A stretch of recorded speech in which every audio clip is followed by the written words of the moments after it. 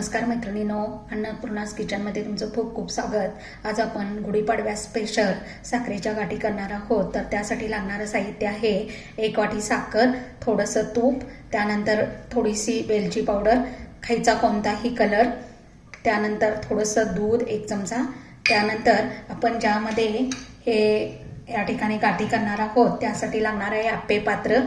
आप्पे पात्र आहे याला तूप लावून घेणार आहे।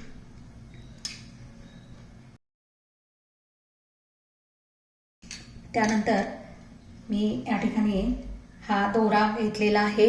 हा दोरा एकदम लहान आहे म्हणून मी 2 पदरी करून घेतलेला आहे।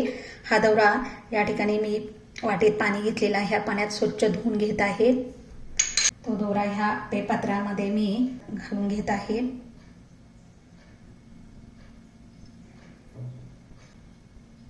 तर हाही धागा आपल्याला व्यवस्थित या वाट्यामध्ये असा घालून घ्यायचा आहे।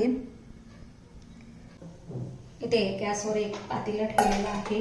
आता या पातेल्यामध्ये 1 वाटी साखर घालत आहे आणि अर्धी वाटी पाणी घालत आहे, म्हणजे साखर भिजण्याइतपत। पाणी घातल्यानंतर या साखरेला सतत ढवळायचं आहे।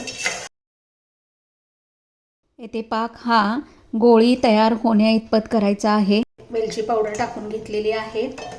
1 छोटा चमचा दूध घालत आहे। गॅस बंद करायचा आहे आणि यातलं थोडं मिश्रण या आप्पे पात्रात घालून धाग्यावरती घालून घ्यायचं आहे। हे जे मिश्रण आहे हे आपण आप्पे पात्रातल्या वाट्यामध्ये थोडं जेवढं तुम्हाला साईजची गाठी हवी आहेत तेवढ्या घालून घ्यायच्या आहेत। घातलेल्या पाकामध्ये मी कलर घालणार आहे। इथे वाट्यातही आपण या ठिकाणी असे हा साखरेचा पाक गोळ्यांसाठी घालून घेणार आहे, गाठींसाठी। हे आता 10 ते 15 मिनिटं थंड व्हायला ठेवायचं आहे।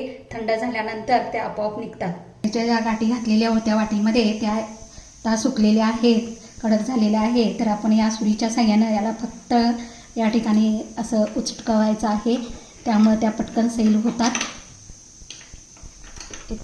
येथे